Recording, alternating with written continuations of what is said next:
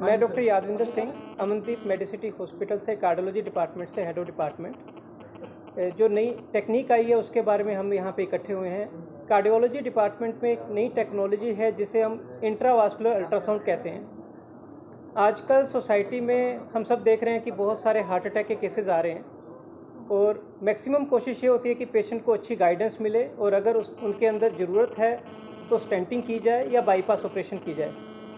अभी तक जब भी हम स्टेंटिंग करते तो उसके लिए हमें एंजियोग्राफी की ज़रूरत पड़ती थी और एंजियोग्राफी से हमें ब्लॉकेजेस का पता लगता था कि ब्लॉकेज कितनी है, कितने परसेंट है, और अगर ब्लॉकेज मोर देन 75% होती है तो हम उसके अंदर स्टेंटिंग करते हैं।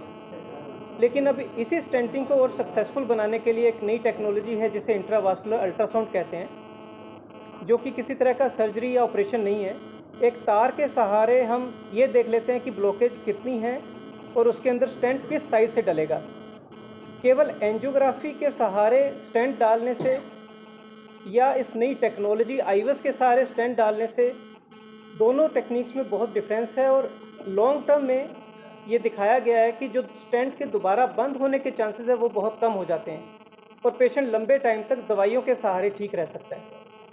और इस पूरे नॉर्थ इंडिया रीजन की ये पहली आईवेस मशीन है जिसके अंदर आर्टिफिशियल इंटेलिजेंस का भी फीचर है। तो ये पेशेंट के लिए कई बार ये भी होता है कि हम इस टेक्निक से करते हैं और कई बार स्टेंटिंग की ज़रूरत नहीं भी पड़ती, लेकिन अगर स्टेंटिंग के दौरान हम इस टेक्नोलॉजी का यूज़ करते हैं तो उससे रिजल्ट बहुत अच्छे आते हैं।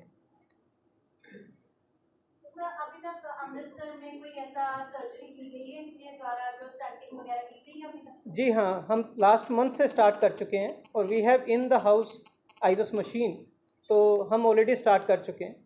और ख़ास करके जो कॉम्प्लिकेटेड केसेस होते हैं जहाँ पे हम सुनते हैं कि स्टेंटिंग पॉसिबल नहीं है क्योंकि कैल्शियम बहुत ज़्यादा है, तो ये जो ब्लॉकेजेस हैं उनके अंदर कैल्शियम कितने परसेंट है उसका भी बता के कॉम्प्लिकेटेड केसेस में ये और ज़्यादा यूज़फुल रहती है। जिस तरह से आपने कहा कि एक बारी कोलैप्स भी हो जाती हैं, स्टार्टिंग दोबारा भी करनी पड़ती है, इसमें कितने परसेंट चांसेस है कि दोबारा कोलैप्स नहीं होगा? बेसिकली टेक्नोलॉजी के अलावा ये पेशेंट के ऊपर भी डिपेंड करता है जी। कि मान लीजिए स्टेंटिंग हुई है और उसके बाद उसकी मेडिसिन चली है। कुछ पेशेंट कहते हैं कि मैं तो बिल्कुल ठीक हो गया स्टेंटिंग के बाद, अब मुझे दवाई की ज़रूरत नहीं है। अगर वो दवाई छोड़ देता है या परहेज़ नहीं करता तो दोबारा ब्लॉकेज आने का रिस्क रहता है। लेकिन वो अगर अपनी शुगर कंट्रोल रखता है, अगर बीपी कंट्रोल रखता है, तो ब्लॉकेज दोबारा आने के चांसेस कम हो जाते हैं। और उसमें ये टेक्नोलॉजी बहुत हेल्प करती है, जो नई टेक्नोलॉजी की हम बात कर रहे हैं। तो इसके बाद भी एंटीप्लेटलेट्स जो मेडिसिन होती है वो खानी पड़ती है, कंटिन्यू करनी पड़ती है? डेफिनेटली फॉर 6 to 1 ईयर जो एंटी प्लेटलेट हैं, जो ब्लड थिनर हैं वो ज़्यादा होती हैं, लेकिन आफ्टर 1 ईयर वो जो एंटी प्लेटलेट है वो कम हो जाती है medicine. So you can say कि इसका सक्सेस रेट बहुत ज़्यादा है। यस, नॉर्मल जो स्टेंटिंग करते हैं उसके अलावा जो हम आईवेस की टेक्नोलॉजी से स्टेंटिंग करते हैं उसका सक्सेस रेट काफ़ी बेटर है, लेकिन जो कॉम्प्लेक्स लीजन है उनके अंदर ये ज़्यादा यूज़ की जाती है। रूटीन स्टेंटिंग के केस में दोनों में बराबर है, लेकिन अगर कोई कॉम्प्लेक्स केस है, एनाटॉमी डिफ़िकल्ट है, कैल्शियम ज़्यादा है, एंगल ज़्यादा है, तो उसके अंदर ये बहुत यूज़फुल है। सर, जब अल्ट्रासाउंड नाम सुनते हैं तो हमें लगता है कि ये इसमें किसी तरह से कोई वायर वगैरह, जिस तरह से आपने बताया हमें लगा था कि वायर वगैरह का कुछ यूज़ नहीं होगा। सो ये भी उसी तरह से जिस तरह से पहले वायर अंदर जाती थी कट लगा के, वैसे ही वायर जाएगी या कुछ और प्रोसेस है इसका? एक्चुअली जो अल्ट्रासाउंड हम सुनते हैं वो बाहर से होता है। जी जी जी। लेकिन इसका पूरा नाम ये है कि इंट्रावास्कुलर अल्ट्रासाउंड। तो आर्टरी के अंदर जाके ये देखती है आर्टरी को अंदर से, और उससे हमें ज़्यादा ब्लॉकेज के बारे में आइडिया होता है। और जो टेक्नोलॉजी है उसके अंदर हमें कट वगैरह नहीं लगाना पड़ता, सुई के साथ ये चला जाता है। नो सूचर, नो कट, कुछ भी नहीं, no bleeding. Doctor Mandeep Singh, pulmonary medicine director, heading the unit of pulmonary medicine at Amandeep Medicity. Chest ਦਾ ਅਸੀਂ ਇੱਥੇ ਕੰਪਲੀਟ ਯੂਨਿਟ ਰਨ ਕਰ ਰਹੇ ਹਾਂ, ਮੈਡੀਕਲ ਪਲੱਸ ਸਰਜੀਕਲ। ਮੈਡੀਕਲ ਦਾ ਮੈਂ ਨਾਲ ਡਾਕਟਰ ਦਿਲਬਾਗ ਹਨ ਅਤੇ ਸਰਜਰੀ ਦਾ ਡਾਕਟਰ ਮਨਦੀਪ ਸਿੰਘ ਨੰਦਾ ਹਨ। ਅਸੀਂ ਸਾਰੀ ਚੈਸਟ ਦਾ ਮੈਡੀਕਲ ਪਲੱਸ ਸਰਜੀਕਲ ਇੱਕ ਰੂਪ ਦੇ ਅੰਡਰ ਪ੍ਰੋਵਾਈਡ ਕਰ ਰਹੇ ਹਾਂ। ਚੈਸਟ ਦਾ ਮੇਨ ਜਿਹੜੇ ਹੈ ਪ੍ਰੋਸੀਜਰ, ਜਿਵੇਂ ਬ੍ਰੌਂਕੋਸਕੋਪੀ ਆ ਤਾਂ ਪਹਿਲਾਂ ਹੀ ਹੋ ਰਹੀ ਸੀ, ਉਹ ਇੱਕ ਨਾਲ ਬ੍ਰੌਂਕੋਸਕੋਪ ਦੇ ਅੱਗੇ ਅਲਟਰਾਸਾਊਂਡ ਲੱਗਿਆ ਹੁੰਦਾ ਜਿਹਨੂੰ ਈਬਸ ਕਹਿੰਦੇ ਆ, ਜਿਹਦੇ ਨਾਲ ਸਾਹ ਦੀ ਨਲਕੀ ਦੇ ਬਾਹਰ ਵਾਲੀਆਂ ਗਿਲਟੀਆਂ ਹਨ ਉਹਨਾਂ 'ਚ ਆਪਾਂ ਸੂਈ ਮਾਰ ਕੇ ਸੈਂਪਲ ਲੈ ਸਕਦੇ ਹਾਂ। ਜਿਹਦੇ ਨਾਲ ਡਾਇਗਨੋਸਿਸ ਹੋਰ ਈਜ਼ੀ ਹੋ ਗਿਆ ਹੈ। ਜਿਵੇਂ TB ਸਾਰਕੋਇਡ ਜਾਂ ਹੋਰ ਕੈਂਸਰ ਵਗੈਰਾ ਜੋ ਸਾਹ ਦੀ ਨਲਕੀ ਦੇ ਵਿੱਚ ਨਹੀਂ ਆ, ਉਹ ਬਾਹਰ ਹੈ, ਉਹਦੇ ਵਿੱਚ ਆਪਾਂ ਅਲਟਰਾਸਾਊਂਡ ਨਾਲ ਦੇਖ ਕੇ ਉੱਥੋਂ ਸੂਈ ਮਾਰ ਕੇ ਸੈਂਪਲ ਲੈ ਸਕਦੇ ਹਾਂ। ਹੋਰ ਸਾਡੇ ਕੋਲ ਉੱਥੇ ਕ੍ਰਾਇਓਪ੍ਰੋਬ ਹੈ, ਜਿਹਦੇ ਨਾਲ ਵੱਡੇ ਟਿਊਮਰ ਨੂੰ ਆਪਾਂ ਫਰੀਜ਼ ਕਰਕੇ ਵੱਡਾ ਪੀਸ ਆ ਜਾਂਦਾ, ਉਹ ਉੱਥੇ ਫੈਸਿਲਿਟੀਜ਼ ਹੈ। ਰੈਸਪੀਰੇਟਰੀ ICU ਫਸਟ ਟਾਈਮ ਜਿਸ ਜਿਹੜਾ ਅਸੀਂ ਡੈਡੀਕੇਟਡਲੀ ਰੈਸਪੀਰੇਟਰੀ ਪੇਸ਼ੈਂਟਸ ਲਈ ਉੱਥੇ ਅਲੱਗ 6 ਬੈੱਡ ਦਾ ICU ਹੈ, ਤੇ ਫੈਸਿਲਿਟੀਜ਼ ਅਸੀਂ ਉੱਥੇ ਰੈਸਪੀਰੇਟਰੀ ਦੇ ਰਹੇ ਹਾਂ। ਬ੍ਰੋਂਕੋਸਕੋਪੀ ਦਾ ਇਹ ਹੈ, ਬ੍ਰੋਂਕੋਸਕੋਪੀ ਜਦੋਂ ਆਪਾਂ ਸਾਹ ਦੀ ਨਲਕੀ ਦੇ ਅੰਦਰੋਂ ਤਾਂ ਸੈਂਪਲ ਬਹੁਤ ਵਧੀਆ ਆ ਜਾਂਦਾ ਸੀ, ਪਰ ਸਾਹ ਦੀ ਨਲਕੀ ਦੇ ਜੇ ਬਾਹਰ ਗਿਲਟੀਆਂ ਵਗੈਰਾ ਪਈਆਂ ਹੋਈਆਂ ਉਹਦੇ 'ਚ ਉਹਨਾਂ ਰਿਜ਼ਲਟ ਨਹੀਂ ਵਧੀਆ ਮਿਲਦਾ ਸੀ। ਜਦੋਂ ਅੱਗੇ ਅਲਟਰਾਸਾਊਂਡ ਲੱਗਿਆ ਹੋਇਆ ਉਹਦੇ ਨਾਲ ਆਪਾਂ ਦੇਖ ਕੇ ਗਿਲਟੀ ਉਸ ਜਗ੍ਹਾ ਮਾਰਦੇ ਹਾਂ ਤਾਂ ਯੀਲਡ ਦੇ ਕਿਤੇ ਹਾਈ ਚਾਂਸ ਹੋ ਜਾਂਦੇ ਆ। 90-95% ਚਾਂਸ ਹੈ ਵੀ ਆਪਾਂ ਨੂੰ ਕੋਈ ਡਾਇਗਨੋਸਿਸ ਮਿਲ ਜਾਏ।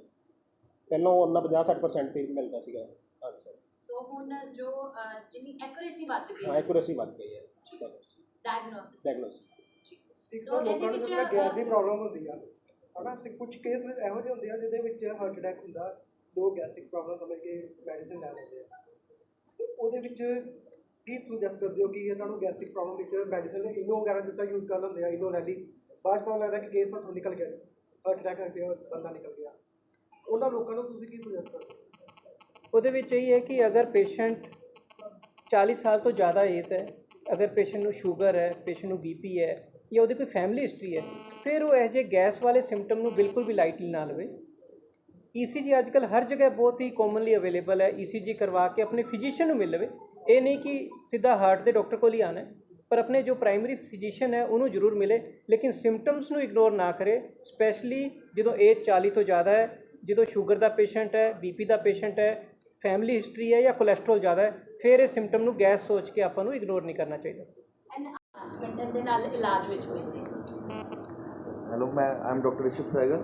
I'm consultant gastroenterologist at Amandeep, and I'm running this department from the beginning itself for the last 5 years. ਅਸੀਂ ਪਿਛਲੇ 5 ਸਾਲਾਂ 'ਚ ਆਲਰੇਡੀ ਕਾਫੀ ਸਭ ਤੋਂ ਐਡਵਾਂਸ ਕੰਮ ਕਰ ਰਹੇ ਹਾਂ ਅੰਮ੍ਰਿਤਸਰ ਦੇ ਵਿੱਚ। ਸਾਡੇ ਕੋਲ ਸਪਾਈ ਗਲਾਸ ਮੈਨੋਮੀਟਰੀ ਇਕੱਲੇ ਅਸੀਂ ਹਾਂ ਜਿਨ੍ਹਾਂ ਕੋਲ ਸੀਗਾ, ਔਰ ਆਪਾਂ ਕਾਫੀ ਅੱਛਾ ਰਿਜ਼ਲਟਸ ਦੇ ਰਹੇ ਹਾਂ। ਹੁਣ ਜਿਹੜੀ ਸਾਡੇ ਕੋਲ ਨਵੀਂ ਚੀਜ਼ ਆਈ ਹੈ ਆਪਾਂ ਨੂੰ ਕਹਿੰਦੇ ਆ ਐਂਡੋਸਕੋਪਿਕ ਅਲਟਰਾਸਾਊਂਡ। ਉਹਦੇ ਵਿੱਚ ਜਿਹੜੀ ਆਪਾਂ ਨੋਰਮਲ ਐਂਡੋਸਕੋਪੀ ਕਰਦੇ ਹਾਂ ਉਹਦੇ ਪ੍ਰੋਬ ਦੇ ਅੱਗੇ ਅਲਟਰਾਸਾਊਂਡ ਦੀ ਮਸ਼ੀਨ ਲੱਗੀ ਹੁੰਦੀ ਹੈ। ਸੋ ਜੋ ਅਲਟਰਾਸਾਊਂਡ ਅਸੀਂ ਬਾਹਰੋਂ ਕਰਦੇ ਸੀਗੇ ਉਹ ਅਸੀਂ ਹੁਣ ਪੇਟ ਦੇ ਅੰਦਰੋਂ ਕਰਦੇ ਹਾਂ। ਸੋ ਉਹਦੇ ਨਾਲ ਕੀ ਹੁੰਦਾ ਨਾ, ਉਹਦੇ ਕੀ ਫਾਇਦੇ ਹੈ? ਉਹਦੇ ਅਰਲੀ ਡਾਇਗਨੋਸਿਸ ਦੇ ਵਿੱਚ ਫਾਇਦੇ ਹੈ। ਅਰਲੀ ਡਾਇਗਨੋਸਿਸ, ਜੋ ਡਾਇਗਨੋਸਿਸ CT ਸਕੈਨ ਜਾਂ ਅਲਟਰਾਸਾਊਂਡ ਮਿਸ ਕਰਦਾ ਹੈ ਉਹ ਅਸੀਂ ਅੰਦਰੋਂ ਅਰਲੀ ਸਟੇਜ ਪਿਕ ਕਰ ਲੈਂਦੇ ਹਾਂ। ਅਤੇ ਜੇ ਅਰਲੀ ਸਟੇਜ ਅਸੀਂ ਪਿਕ ਕਰ ਲੈਂਦੇ ਹਾਂ ਤਾਂ ਉਹ ਉਸੇ ਲਈ ਉੱਥੇ ਹੀ ਉਹਦਾ ਇਲਾਜ ਸ਼ੁਰੂ ਹੋ ਜਾਂਦਾ ਅਤੇ ਟ੍ਰੀਟਮੈਂਟ ਵੀ ਸਕਸੈਸਫੁਲ ਹੁੰਦਾ ਹੈ। ਜਿਵੇਂ ਕਿ ਅਰਲੀ ਕੈਂਸਰਸ ਹੋ ਗਏ, ਸਟਮਕ ਦੇ ਕੈਂਸਰਸ ਹੋ ਗਏ, ਪੈਂਕ੍ਰੀਆਟਿਕ ਕੈਂਸਰਸ ਹੋ ਗਏ, ਲੀਵਰ ਕੈਂਸਰਸ ਹੋ ਗਏ। ਉਸ ਤੋਂ ਇਲਾਵਾ ਕਰੋਨਿਕ ਪੈਂਕ੍ਰੀਆਟਾਈਟਿਸ ਦਾ ਜਾਂ ਲੀਵਰ ਫਾਈਬਰੋਸਿਸ ਦਾ ਅਰਲੀ ਡਾਇਗਨੋਸਿਸ।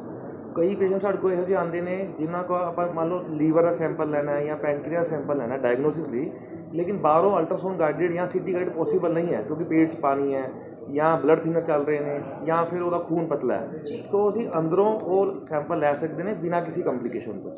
ਸੋ ਡਾਇਗਨੋਸਿਸ ਦੇ ਵਿੱਚ ਇਹ ਸਾਡੇ ਤੋਂ ਇੱਕ ਬਹੁਤ ਵੱਡੀ ਐਜ ਆਈ ਹੈ। ਅਗਲੀ ਚੀਜ਼ ਹੈ ਥੈਰਾਪੈਟਿਕ ਟ੍ਰੀਟਮੈਂਟ ਦੇ ਵਿੱਚ ਵੀ ਇੱਕ ਬਹੁਤ ਵੱਡੀ ਐਜ ਹੈ। ਫੋਰ ਐਗਜ਼ਾਮਪਲ ਕੁਝ ਪੇਸ਼ੈਂਟਸ ਹੁੰਦੇ ਨੇ ਓਲਡ ਏਜ ਨੇ, ਅਸੀਂ ਓਲਡ ਏਜ 80+ ਨੇ, ਹਾਰਟ ਦੀ ਕੰਡੀਸ਼ਨ ਹੈ, ਛਾਤੀ ਦੀ ਦਿੱਕਤ ਹੈ, ਮੰਨ ਲਓ ਅਸੀਂ ਉਹਦੀ ਪਿੱਤੇ ਦੀ ਸਰਜਰੀ ਕਰਨੀ ਹੈ ਲੇਕਿਨ ਉਹ ਫਿੱਟ ਹੀ ਨਹੀਂ ਹੁੰਦਾ ਮੈਡੀਕਲੀ।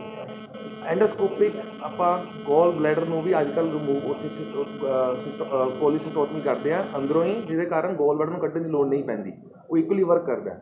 ਸੋ ਘੱਟ ਇਨਵੇਜਨ ਇਕੁਅਲੀ ਔਰ ਬੈਟਰ ਰਿਜ਼ਲਟਸ ਉਹਨਾਂ ਪੇਸ਼ੈਂਟਸ ਦੇ ਵਿੱਚ ਜਿਹੜਾ ਕਿ ਨੋਰਮਲ ਕੋਲੀਸੈਕਟਮੀ ਗੋਲ ਬਲੈਡਰ ਰਿਮੂਵ ਨਹੀਂ ਕਰਵਾ ਸਕਦੇ, ਅਨਫਿਟ ਹੁੰਦੇ ਨੇ ਹਾਰਟ ਪੱਖੋਂ, ਲੀਵਰ ਪੱਖੋਂ ਜਾਂ ਫਿਰ ਲੰਗਸ ਪੱਖੋਂ। ਸਿਮਿਲਰਲੀ ਕਦੀ ਕਦਾਰ ਸਾਡਾ ਆਪਾਂ ਦੇਖਦੇ ਹਾਂ ਲੀਵਰ ਦੇ ਟਿਊਮਰਸ ਹੁੰਦੇ ਨੇ ਜਾਂ ਗੋਲ ਬਲੈਡਰ ਦੇ ਟਿਊਮਰਸ ਹੁੰਦੇ ਨੇ, ਉਹ ਰਸਤਾ ਬਲੌਕ ਕਰ ਦਿੰਦੇ ਨੇ ਲੀਵਰ ਦਾ ਅਤੇ ਪੀਲੀਆ ਹੋ ਜਾਂਦਾ ਹੈ। ਸੋ ਸਾਨੂੰ ਨੋਰਮਲ ਰੂਟ ਥਰੂ ਉਹ ਰਸਤਾ ਨਹੀਂ ਮਿਲਦਾ।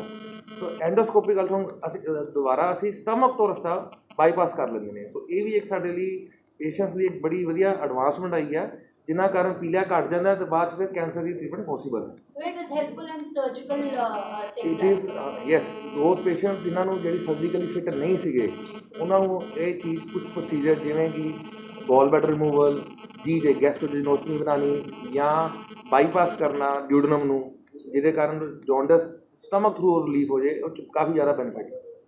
ਜਿਹੜੇ ਸਾਰੇ ਡਾਇਬੀਟਿਕ ਪੇਸ਼ੈਂਟ ਹੁੰਦੇ ਆ ਉਹਨਾਂ ਵਾਸਤੇ ਕੀ ਰਹੇਗਾ? ਡਾਇਬੀਟਿਕ ਮੋਸਟਲੀ ਹੁੰਦਾ ਕਿ ਕੋਈ ਜ਼ਖਮ ਹੋ ਜਾਂਦਾ ਜਾਂ ਕੋਈ ਟ੍ਰੀਟਮੈਂਟ ਹੁੰਦਾ ਹੈ ਨਾ, ਉਹਦਾ ਰਿਕਵਰ ਜਲਦੀ ਨਹੀਂ ਹੁੰਦਾ। ਹਾਂਜੀ, ਤੇ ਉਹਨਾਂ ਨੂੰ ਇਹਦੇ ਵਿੱਚ ਕੋਈ ਬੈਨੀਫਿਟ? ਦੇਖੋ ਡਾਇਬਟੀਜ਼ ਪਹਿਲੀ ਗੱਲ ਤਾਂ ਇਹ ਡਾਇਬਟਿਕ ਪੇਸ਼ੈਂਟ ਜੇ ਉਹ ਆਲਰੇਡੀ ਅਨਕੰਟਰੋਲ ਡਾਇਬਟੀਜ਼ ਹੈ ਉਹ ਓਬਵੀਅਸਲੀ ਉਹ ਸਰਜਰੀ ਰਿਸਕ ਰਹਿੰਦਾ ਹੈ। ये मिनिमल इन्वेजिव आप काम कर रहे हैं तो डेफिनेटली क्योंकि इन सीजन घट है टाइम घट है जो अनसीजिया घट है तो डेफिनेटली रिकवरी बैटर होगी।